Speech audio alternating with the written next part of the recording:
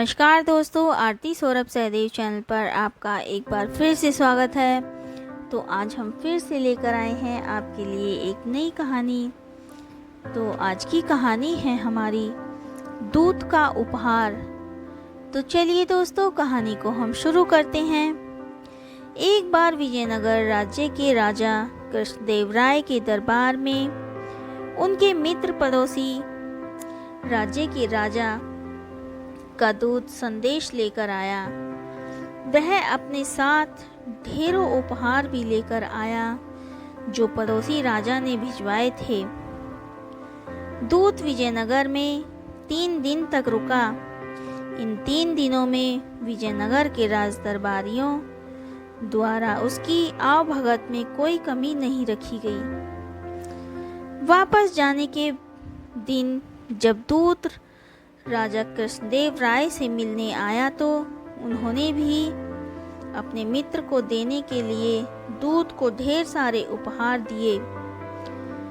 वे दूत को भी कुछ उपहार देना चाहते थे। उन्होंने उससे पूछा, हम तुम्हें उपहार क्यों देना चाहते हैं? जो चाहे मांग लो, हीरे जवाहरात, सोने के सिक्के, आभूषण, रत्न। राजा कृष्णदेव राय की बात सुनकर दूत बोला, महाराज, आपके मेरे संबंध में विचार किया, इसलिए बहुत बहुत धन्यवाद, किंतु मुझे ये सब नहीं चाहिए। यदि आप मुझे उपहार देना चाहते हैं तो कुछ ऐसा दीजिए जो सुख दुख में जीवन भर मेरे साथ रहे, जिसे कोई भी मुझसे छीन ना पाए। दूत की मांग सुनकर राजा कृष्णदेव राय सोच में पड़ गए। उन्हें समझ नहीं आया कि आखिर दूत उपहार स्वरूप चाहता क्या है। उन्होंने इस आशा में दरबारियों की ओर दृष्टि घुमाई कि वे उन्हें इस संबंध में कुछ परामर्श दे सकें, किंतु सबके चेहरे पर परेशानी के भाव देख वे समझ गए कि उनकी स्थिति भी उनसे भिन्न है। ऐसे अवसर का तेनालीराम की बुद्धिमानी का कारण सिद्ध होती है।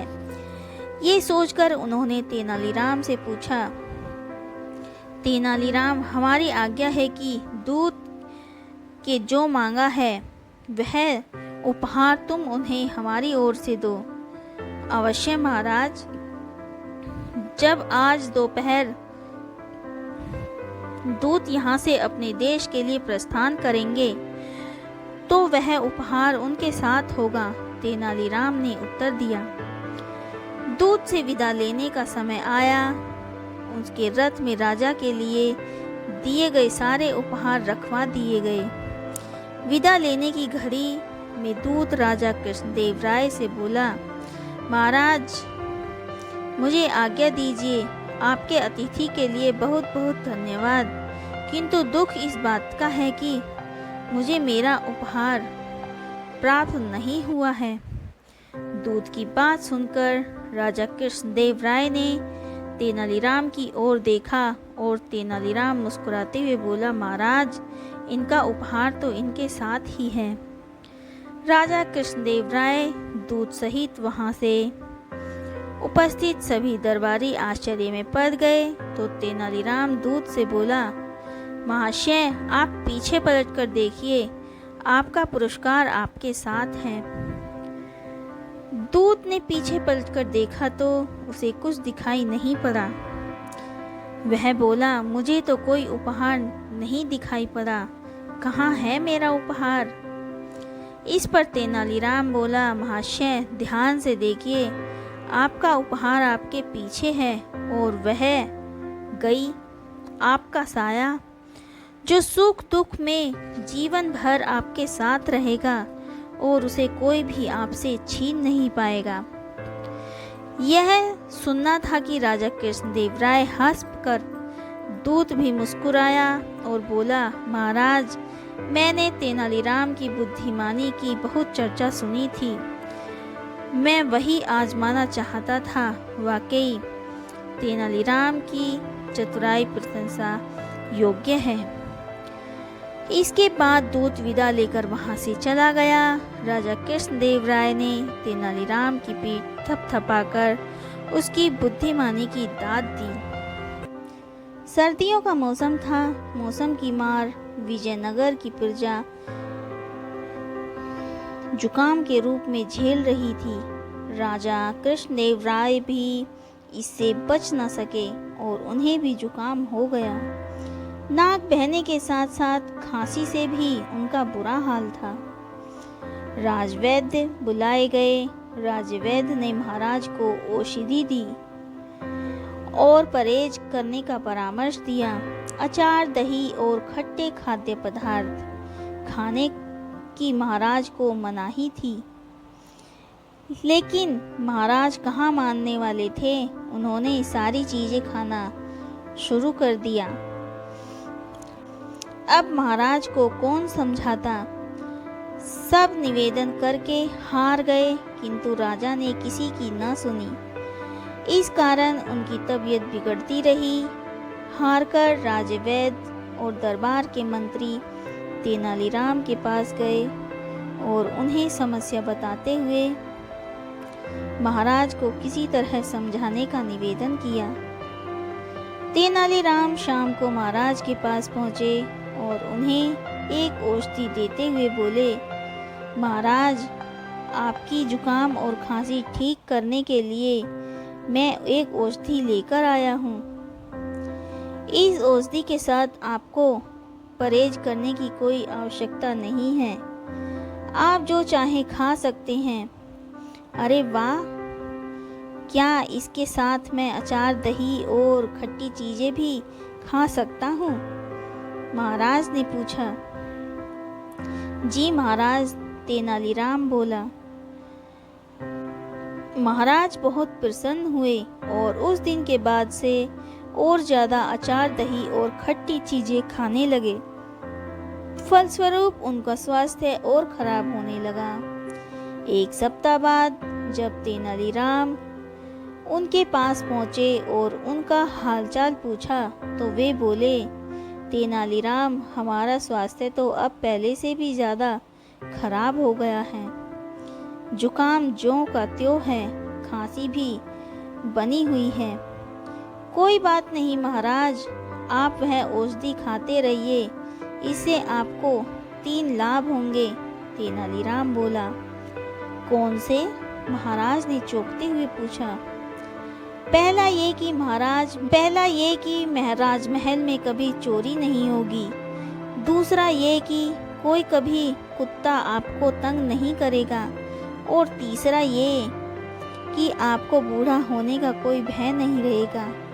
तेनालीराम ने उत्तर दिया, ये क्या बात हुई? हमारे जुकाम और खांसी से चोर, कुत्ते और बुढ़ापे का क्या संबंध? संबंध है महाराज। यदि आप यूं ही खट्टी चीजें खाते रहेंगे तो रात दिन खांसते रहेंगे। आपकी खांसी की आवाज सुनकर चोर सोचेगा कि आप जाग रहे हैं और कभी चोरी के उद्देश्य से राजमहल में घुसने का प्रयास नहीं करेगा। तेनालीराम मुस्कुराते हुए बोला, और कुत्ते हमें क्यों तंग करेंगे? महाराज ने पूछा। जुकाम खांसी से आपका स्वास्थ्य लगातार गिरता चला जाएगा। तब आप इतने कमजोर हो जाएंगे कि बिना लाठी चल नहीं पाएंगे। जब कुत्ता आपको लाठी के साथ देखेगा तो डर के मारे कभी आपके पास नहीं आएगा। और बूढ़े होने के भय के बारे में तुम्हारा क्या कहना है? महाराज, आप हमेशा बीमार रहेंगे तो कभी बूढ़े ही नहीं होंगे, क्योंकि आप युवावस्था में ही मर जाएंगे। इसलिए कभी आपको बूढ़ा होने का भय नहीं रहेगा। टेढ़े तरीके से महाराज को वास्तविकता का दर्पण दिखाने के बाद तेनालीराम बोले, इसलिए महाराज, मेरा कहा मानिए, कुछ दिनों तक अचार, दही और खट्टी चीजों से किनारा कर लीजिए। स्वस्थ होने के बाद फिर जो मन करे वो खाइएगा। राजा कृष्णदेव राय तेनालीराम की बात समझ गए। उन्होंने खट्टे खाद्य पदार्थ से परहेज कर लिया और कुछ ही दिनों में वे पूरी तरह से स्वस्थ हो गए। राजा कृष्णदेव राय के जन्मदिन के अवसर पर राजमहल में बहुत बड़े भोज का आयोजन किया गया। पड़ोसी राज्य के कई मित्र राजा उस शुभ अवसर पर महाराज को बधाई देने पहुंचे और उन्हें एक से बढ़कर एक बेशकीमती उपहार दिए। सभी उपहारों में महाराज को सबसे ज्यादा प्रिय 4 फूलदान थे। वे रत्न जड़ित फूलदान कला का उत्कृष्ट नमूना थे। महाराज ने उन्हें अपने शयन कक्ष में रखवाया और एक सेवक को उनके उचित रख रखाव की जिम्मेदारी सौंप दी। सेवक पूरी सावधानी से उन फूलदानों की साफ सफाई किया करता था। उसे पता था कि महाराज को वे फूलदान कितने प्रिय थे। यदि उसकी असावधानी से उन्हें कुछ भी नुकसान पहुंचा तो फिर उनकी खैर नहीं। किंतु एक दिन जो नहीं होना था वह हो गया। सफाई करते समय उन 4 फूलदानों में से एक फूलदान सेवक के हाथ से फिसलकर नीचे गिर गया और चकनाचूर हो गया। डर के मारे उनकी जान सूख गई, लेकिन यह बात न छिपनी थी और न ही छिपी। महाराज को जब फूलदान टूटने की खबर मिली तो वे आग बबूला हो गए। उन्होंने उस सेवक को फांसी पर लटका देने का आदेश दिया। वह सेवक बहुत रोया, बहुत मिन्नतें की, लेकिन महाराज तट से मस न हुए। अगले दिन सेवक को फांसी पर लटकाना जाना था। तेनालीराम को जब ये बात पता चली तो उन्होंने महाराज से मिलकर इस छोटे से अपराध के लिए सेवक को फांसी देने का विरोध किया। लेकिन महाराज इतने अधिक क्रोधित थे कि उन्होंने तेनालीराम की बात अनसुनी कर दी। महाराज को समझाने में विफल होने के बाद तेनालीराम बंदी गृह में उस सेवक से मिलने पहुंचे। सेवक तेनालीराम को देख उनके प्राणों की रक्षा के लिए गिड़गिड़ाने लगा। तेनालीराम उसे दिलासा देते हुए बोले, विश्वास करो, तुम्हें कुछ नहीं होगा, बस फांसी के पूर्व जैसा मैं कहूँ वैसा ही करना। तेनालीराम सेवक के कान में कुछ कहकर वहां से चले गए। अगले दिन सेवक को फांसी से पूर्व महाराज के सामने ले जाया गया। महाराज ने उससे उसकी अंतिम इच्छा पूछी तो वह बोला, महाराज, मेरी अंतिम इच्छा बचे हुए 3 फूलदानों को देखने की है। उसकी अंतिम इच्छा पूरे करने वे तीनों फूलदान दरबार में मंगवाए गए। जैसे ही वे फूलदान उस सेवक के सामने ले जाए गए, उसने उन्हें उठाकर जमीन पर पटक दिया। तीनों फूलदानों के टुकड़े जमीन पर बिखर गए। अपने प्रिय फूलदानों का ये हश्र देख महाराज का क्रोध 7वें आसान पर पहुंच गया। वे चीख पड़े, ये तुमने क्या कर दिया मूर्ख, इन फूलदानों को तुमने क्यों तोड़ा? महाराज, मेरे हाथों जब एक फूलदान टूटा तो मुझे मृत्युदंड मिला। जब ये 3 फूलदान टूटेंगे तब भी किसी न किसी को मृत्युदंड ही मिलेगा। मैंने इन्हें तोड़कर उन लोगों के प्राण बचा लिए हैं, क्योंकि मनुष्य के प्राण से बढ़कर और कुछ भी नहीं। सेवक हाथ जोड़कर बोला। यह बात सुनकर महाराज की समझ में आया कि अपने क्रोध से वशीभूत होकर वह क्या अनिष्ट करने वाले थे। उन्होंने सेवक को छोड़ देने का आदेश दिया और उससे पूछा, किसके कहने पर तुमने ऐसा किया है? सेवक ने तेनालीराम का नाम लिया। महाराज तेनालीराम से बोले, तेनालीराम, हम तुमसे बहुत प्रसन्न हैं। क्रोध के आवेश में लिया गया निर्णय कभी किसी के साथ न्याय नहीं कर सकता। आज तुमने हमारे हाथों अन्याय होने से बचा लिया है। महाराज कृष्णदेव राय के राजमहल में एक बगीचा था। जिसमें विभिन्न प्रकार के फूल लगे हुए थे। सारे फूलों में लाल गुलाब के फूल महाराज को बहुत प्रिय थे, इसलिए माली को उन्होंने उन फूलों का विशेष ध्यान रखने का निर्देश दिया था। महाराज जब भी बगीचे में भ्रमण करने आते तो लाल गुलाब के फूलों को देख प्रसन्न हो जाते।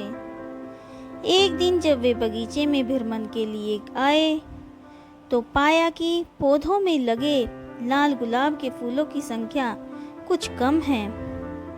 गुलाबों के कम होने का क्रम कई दिनों तक चला।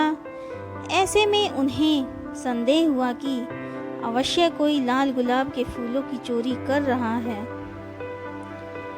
उन्होंने बगीचे में पहरेदार लगवा दिए और उन्हें आदेश दिया कि जो भी लाल गुलाब का फूल तोड़ते हुए दिखे उसे तत्काल बंदी बनाकर उनके समक्ष प्रस्तुत किया जाए। पहरेदार सतर्कता से बगीचे की निगरानी करने लगे। उनकी निगरानी रंग लाई और एक दिन चोर उनके हाथ लग गया। यह चोर और कोई नहीं बल्कि तेनालीराम का पुत्र था। जब यह बात तेनालीराम के घर तक पहुंची तो उनकी पत्नी बहुत चिंतित हुई और तेनालीराम से मिन्नतें करने लगी कि किसी तरह उसके पुत्र को छुड़ा कर लाएं। तेनालीराम अविलंब राजमहल के बगीचे की ओर चल पड़ा ताकि महाराज के सम्मुख प्रस्तुत करने के पूर्व वह अपने पुत्र से मिल सके। रास्ते भर वह उसे बचाने का उपाय सोचता रहा। जब वह राजमहल के बगीचे में पहुंचा तो देखा कि पहरेदार उसके पुत्र को महाराज के सम्मुख प्रस्तुत करने की तैयारी में थे। जब वह अपने पुत्र से बात करने को हुआ तो पहरेदारों ने यह कहकर रोक दिया कि अब उनके पुत्र से बंदी गृह में मिलना। तेनालीराम क्या करता दूर खड़ा अपने पुत्र को पहरेदारों द्वारा ले जाता हुआ देखता रहा। उसका पुत्र जोर जोर से रो रहा था और कह रहा था, पिताजी, आगे से मैं ऐसा कुछ नहीं करूँगा, मुझे बचा लीजिए, कृपया कुछ नहीं करूँगा। तेनालीराम दूर से ही चिल्लाया, मैं क्या कर सकता हूँ? अपनी तीखी जुबान का प्रयोग करो, शायद वही तुम्हें बचा पाए। पुत्र सोचने लगा कि ये पिताजी क्या कह गए, क्या इसका कोई अर्थ था? वह सोचने लगा और कुछ देर में उसे पिता द्वारा कही बात का अर्थ समझ में आ गया। उसका अर्थ था कि तीखी जुबान का प्रयोग कर गुलाब के फूलों को खा लो। उसने ऐसा ही किया और रास्ते भर गुलाब के फूलों को खाता रहा। जब पहरेदार महाराज के सामने पहुंचे तब तक वह सारे फूल खा चुका था। पहरेदार महाराज से बोले, महाराज, ये बालक ही लाल गुलाब के फूलों का चोर है। हमने इसे रंगे हाथों पकड़ा है। लज्जा नहीं आती? इतनी छोटी उम्र में चोरी करते हो? बड़े होकर क्या करोगे? महाराज क्रुद्ध होकर बोले। तेनालीराम का पुत्र बोला, मैंने कोई चोरी नहीं की महाराज, मैं तो बस बगीचे से जा रहा था और आपके पहरेदारों ने मुझे पकड़ लिया। कदाचित इनका ध्येय आपकी प्रशंसा का पात्र बनना था, किंतु महाराज, इसमें मुझ निर्दोष को सजा क्यों? अगर मैंने गुलाब चुराए होते तो मेरे पास गुलाब भी होते, लेकिन देखिए मेरे तो हाथ खाली हैं। महाराज ने देखा कि उसके हाथ में कोई गुलाब नहीं है। पहरेदार भी चकित थे कि सारे गुलाब कहाँ नदारद हो गए। रास्ते में अपनी धुन में वे ध्यान नहीं दे पाए कि कब तेनालीराम का पुत्र सारे फूल चट कर गया।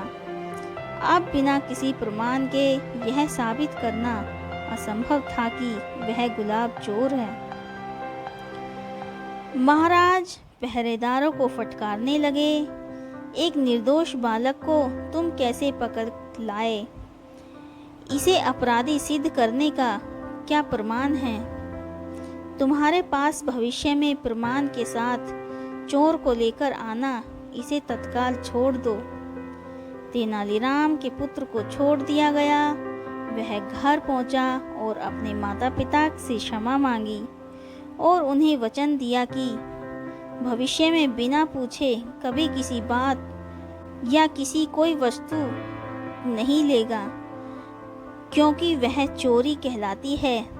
तेनालीराम ने उसे क्षमा कर दिया। तो दोस्तों, जैसे कि सभी को पता है कि दीपावली आने वाली है, तो इससे पहले धनतेरस का त्योहार मनाया जाता है। धनतेरस का त्योहार क्यों मनाया जाता है, इसके पीछे की कहानी आज हम आपको बताएंगे। तो चलिए दोस्तों, कहानी को हम शुरू करते हैं। प्राचीन काल में एक राजा थे। उनके कोई संतान नहीं थी।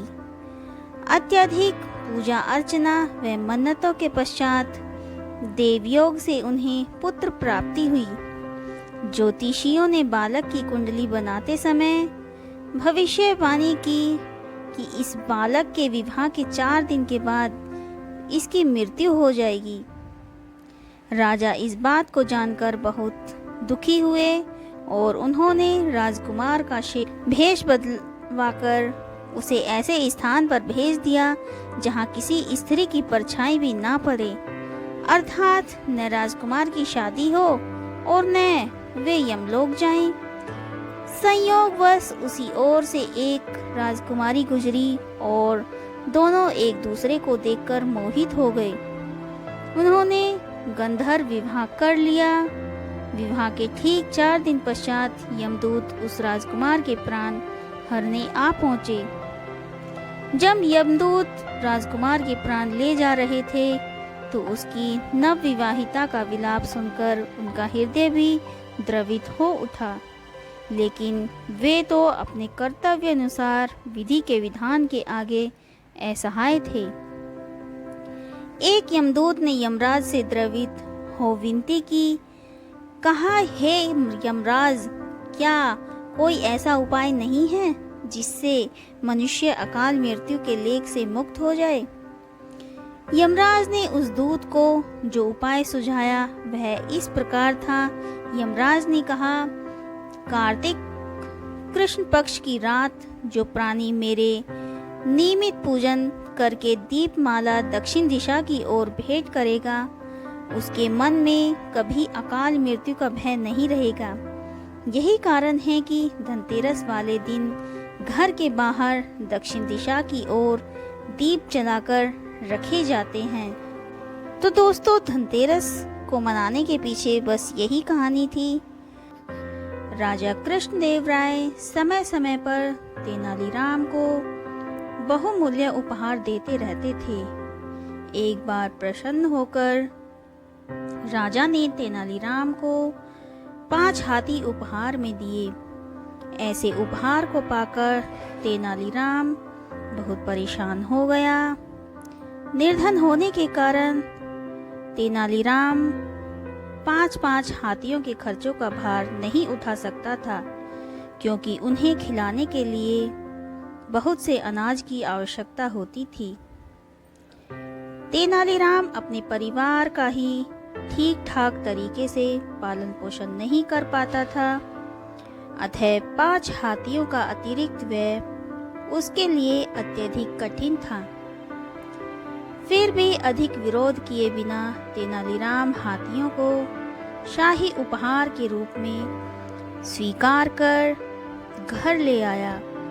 घर पर तेनालीराम की पत्नी सदैव शिकायत करती रहती, हम स्वयं तो ठीक से रह नहीं पाते, फिर इन हाथियों के लिए कहाँ रहने की व्यवस्था करें? हम इनके लिए कोई नौकर भी नहीं रख सकते। हम अपने लिए तो जैसे तैसे भोजन की व्यवस्था कर पाते हैं, परंतु इनके लिए अब कहाँ से भोजन लाएं? यदि राजा हमें 5 हाथियों के स्थान पर 5 गायें भी दे देते तो कम से कम उनके दूध से हमारा भरण पोषण तो होता।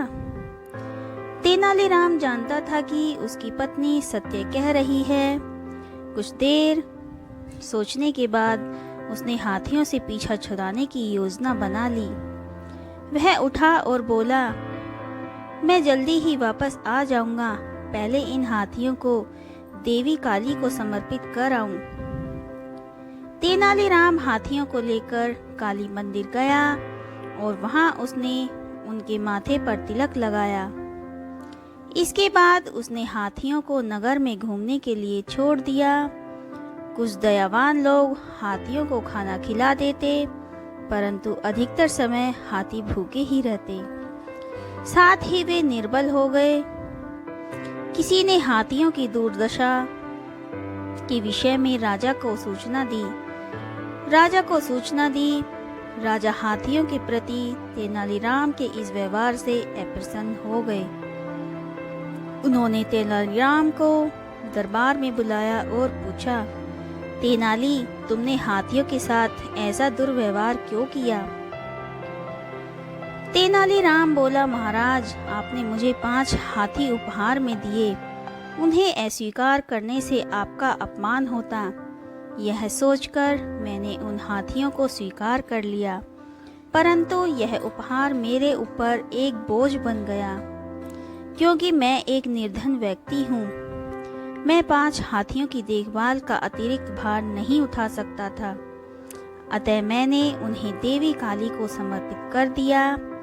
अब आप ही बताइए, यदि आप 5 हाथियों के स्थान पर मुझे 5 गाय उपहार में दे देते तो वह मेरे परिवार के लिए ज्यादा उपयोगी साबित होती। राजा को अपनी गलती का एहसास हुआ।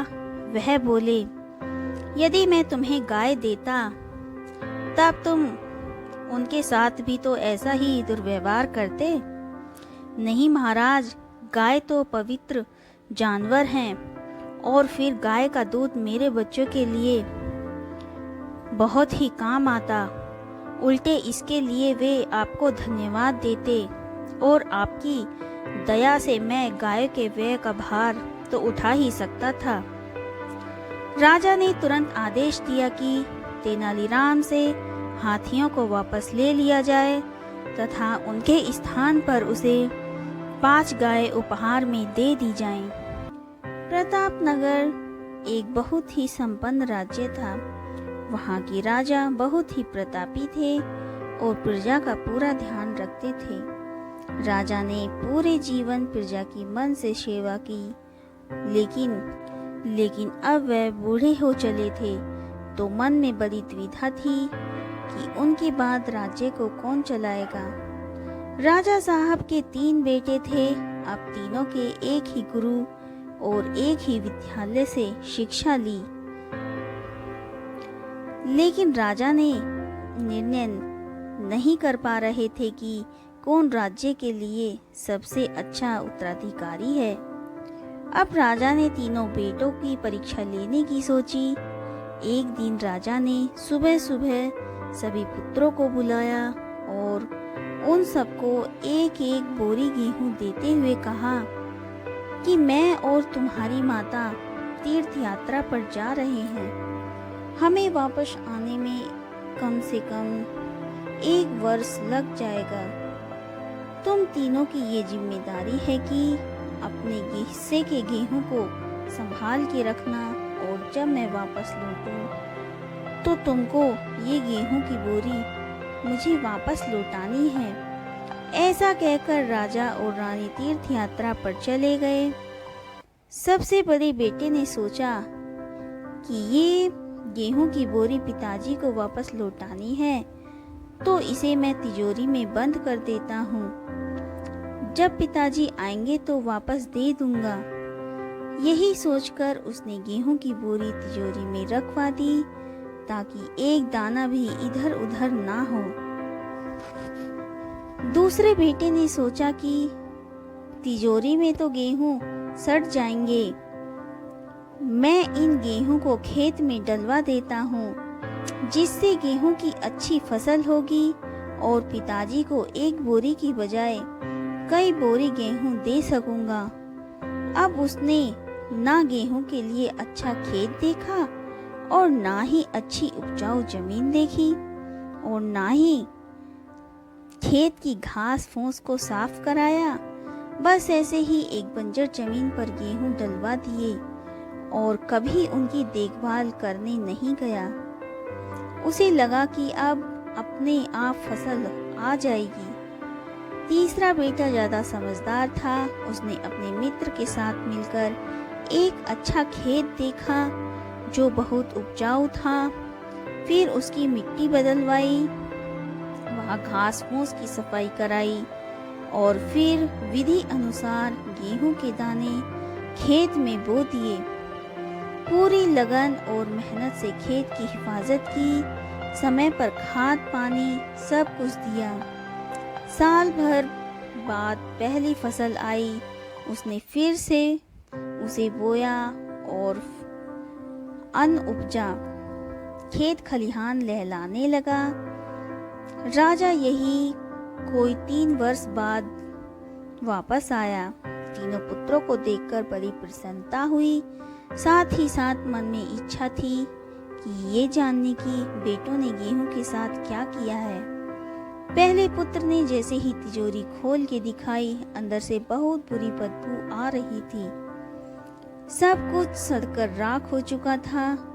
पिता ने कहा, ये अन्न है जिससे हम सबका जीवन चलता है और तुम इसकी देखभाल नहीं कर पाए और तुम क्या राज्य संभालोगे। अब दूसरा बेटा पिता को उस जगह पर ले गया जहां उसने गेहूं को डलवाया था। वहां जाकर देखा तो जंगल था, बड़ी बड़ी घास फूस खड़ी थी। गेहूं का तो नामो निशान ही नहीं था। राजा बहुत नाराज हुआ और उसने भी राज्य का उत्तराधिकारी बनाने से मना कर दिया। अब तीसरा पुत्र पिता को अपने खेतों पर ले गया। वहां दूर से ही एक अलग खुशबू आ रही थी। गेहूं की फसल लहलहा रही थी। चारों तरफ हरियाली और जीवन था और उस खेत से 50 बोरी से भी ज्यादा गेहूं उत्पन्न हो चुका था और आज भी खेत में फिर से फसल खड़ी हुई थी। राजा का मन देखकर बहुत प्रसन्न हुआ और राजा ने तीसरे बेटे को अपने राज्य का उत्तराधिकारी बनाने का निर्णय लिया। तो दोस्तों, उस राजा की तरह भगवान ने भी हमें कुछ गेहूं संभाल के रखने के लिए दिए हैं। वो गेहूं है हमारा जीवन, जिसे हम बेकार के कामों में नष्ट कर देते हैं। ईश्वर ने जीवन दिया है कि दुनिया का विकास करना, आपने ज्ञान को बढ़ावा और उसे बांटना, लेकिन हम अज्ञानी लोग उस जीवन को सदा देते हैं और अंत समय जब ईश्वर पूछता है कि जीवन में क्या किया, तो जवाब होता है शून्य, कुछ नहीं। अपने मन की जमीन को साफ करिए, उसमें जो घास फूस है वो हटाइए। मन में जो ईर्ष्या, गुस्सा और वैष्णव को हटाइए और अच्छाई के बीज बोइए। फिर ईश्वर आपसे बेहद खुश होंगे। राजा कृष्णदेव राय का घोड़ा अच्छी नस्ल का था, इसलिए उसकी कीमत ज़्यादा थी। तेनालीराम का घोड़ा मरियल था। तेनालीराम उसे बेचना चाहते थे, पर उसकी कीमत बहुत ही कम थी। वह चाहकर भी बेच नहीं पाते थे। एक दिन राजा कृष्णदेव राय और तेनालीराम अपने अपने घोड़े पर सवार होकर सैर को निकले। सैर के दौरान राजा ने तेनालीराम की घोड़े की मरियल चाल देखकर कहा, कैसा मरियल घोड़ा है तुम्हारा, जो कमाल मैं अपने घोड़े के साथ दिखा सकता हूँ, वह तुम अपने घोड़े के साथ नहीं दिखा सकते। तेनालीराम ने राजा को जवाब दिया, महाराज, जो मैं अपने घोड़े के साथ कर सकता हूँ, वह आप अपने घोड़े के साथ नहीं कर सकते। राजा मानने को जरा भी तैयार नहीं था। दोनों के बीच 100 स्वर्ण मुद्राओं की शर्त लग गई। दोनों आगे बढ़े। सामने भी तुंगभद्रा नदी पर बने पुल को वे पार करने लगे। नदी बहुत गहरी और पानी का प्रवाह तेज था। उसमें कोई जगह भंवर दिखाई दे रहे थे। एकाएक तेनालीराम अपने घोड़े से उतरे और उसे पानी में धक्का दे दिया। उन्होंने राजा से कहा, महाराज, अब आप भी अपने घोड़े के साथ ऐसा ही करके दिखाइए। मगर राजा अपने बढ़िया और कीमती घोड़े को पानी में कैसे धक्का दे सकते थे। उन्होंने तेनालीराम से कहा, ना बाबा ना, मैं मान गया कि मैं अपने घोड़े के साथ यह करतब नहीं दिखा सकता जो तुम दिखा सकते हो। राजा ने तेनालीराम को 100 स्वर्ण मुद्राएं दे दी, पर तुम्हें यह विचित्र बात सूझी कैसे? राजा ने तेनालीराम से पूछा। महाराज, मैंने एक पुस्तक में पढ़ा था कि बेकार और निकम्मे मित्र का यह फायदा होता है कि जब वह नहीं रहे तो दुख नहीं होता। तेनालीराम भी की यह बात सुनकर राजा ठहाकर लगाकर हंस पड़े। एक बार राजा कृष्णदेव राय के दरबार में एक महान विद्वान आया।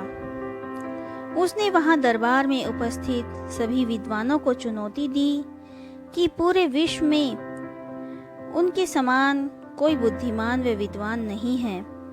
उसने दरबार में उपस्थित सभी दरबारियों से कहा कि यदि उनमें से कोई चाहे तो उसके साथ किसी भी विषय पर वाद विवाद कर सकता है, परंतु कोई भी दरबारी उससे वाद विवाद करने का साहस न कर सका। अंत में सभी दरबारी सहायता के लिए तेनालीराम के पास गए। तेनालीराम ने उन्हें सहायता का आश्वासन दिया और दरबार में जाकर तेनालीराम ने विद्वान की चुनौती स्वीकार कर ली। दोनों के बीच वाद विवाद का दिन भी निश्चित कर दिया गया। निश्चित दिन तेनालीराम एक विद्वान पंडित के रूप में दरबार पहुंचा। उसने अपने एक हाथ में एक बड़ा सा गट्ठर ले रखा था जो देखने में भारी पुस्तकों के गट्ठर के समान लग रहा था। शीघ्र ही वह महान विद्वान भी दरबार में आकर तेनालीराम के सामने बैठ गया। पंडित रूपी तेनालीराम ने राजा को सिर झुकाकर प्रणाम किया और गट्ठर को अपने और विद्वान के लिए बीच में रख दिया। तत्पश्चात दोनों वाद विवाद के लिए बैठ गए। राजा जानते थे कि पंडित जी का रूप धरे तेनालीराम के मस्तिष्क में अवश्य ही कोई योजना चल रही है, इसलिए वह पूरी तरह आश्वस्त थे। जब राजा ने वाद विवाद आरंभ करने का आदेश दिया, पंडित के रूप में तेनालीराम पहले अपने स्थान पर खड़ा होकर बोला, विद्वान महाशय, मैंने आपके विषय में बहुत कुछ सुना है। आप जैसे महान विद्वान के लिए मैं एक महान तथा महत्वपूर्ण पुस्तक लाया हूँ, जिस पर हम लोग वाद विवाद करेंगे। महाशय, कृपया मुझे इस पुस्तक का नाम बताइए, विद्वान ने कहा। तेनालीराम बोले, विद्वान महाशय, पुस्तक का नाम है तिलक्षता महिषाबंधन। विद्वान हैरान हो गया।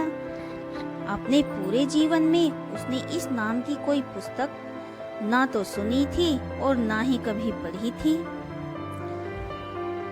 वह घबरा गया कि बिना पढ़ी हुई सुनी पुस्तक के विषय में वह कैसे वाद विवाद करेगा। फिर भी वह बोला, अरे यह तो बहुत ही उच्च कोटि की पुस्तक है, इस पर वाद विवाद करने में बहुत ही आनंद आएगा, परंतु आज यह वाद विवाद रहने दिया जाए। मेरा मन भी कुछ ठीक नहीं है और इसके कुछ महत्वपूर्ण तथ्य को मैं भूल भी गया हूँ। कल प्रातः स्वस्थ व स्वच्छ मस्तिष्क के साथ हम वाद विवाद करेंगे। तेनालीराम के अनुसार वह विद्वान तो आज के वाद विवाद के लिए पिछले कई दिनों से प्रतीक्षा कर रहा था, परंतु वाद विवाद में हारने के भय से वह विद्वान नगर छोड़कर भाग गया। अगले दिन प्रातः जब विद्वान शाही दरबार में उपस्थित नहीं हुआ तो तेनालीराम बोला, महाराज, वह विद्वान अब नहीं आएगा। वाद विवाद में हार जाने के भय से लगता है वह नगर छोड़कर चला गया है। तेनालीराम वाद विवाद के लिए लाई गई उस अनोखी पुस्तक के विषय में कुछ बताओ जिससे कि डर कर वह विद्वान भाग गया। राजा ने पूछा, महाराज, वास्तव में ऐसी कोई भी पुस्तक नहीं है। मैंने ही उसका यह नाम रखा था, तिलक्षता महिषा बंधन। इसमें तिलक्षता का अर्थ है शीशम की सूखी लकड़ियाँ और महिषा बंधन का अर्थ है वह रस्सी जिससे भैंसों को बांधा जाता है। मेरे हाथ में वह गट्ठर वास्तव में शीशम की सूखी लकड़ियों का था जो कि भैंस को बांधने वाले रस्सी से बंधी थी। उसे मैंने मलमल के कपड़े में इस तरह लपेट दिया था ताकि वह देखने में पुस्तक जैसी लगे। तेनालीराम की बुद्धिमत्ता देखकर राजा व दरबारी अपनी हंसी नहीं रोक पाए। राजा ने प्रसन्न होकर तेनालीराम को ढेर सारे पुरस्कार दिए। तो दोस्तों, आज की कहानी हमारी यहीं पर समाप्त होती है। आज की कहानी आपको हमारी कैसी लगी हमें कमेंट करके ज़रूर बताएं। अगर आपको हमारी कहानी पसंद आई हो तो उसे ज़्यादा से ज़्यादा लाइक और शेयर करें और हमारे चैनल को सब्सक्राइब करना ना भूलें। धन्यवाद।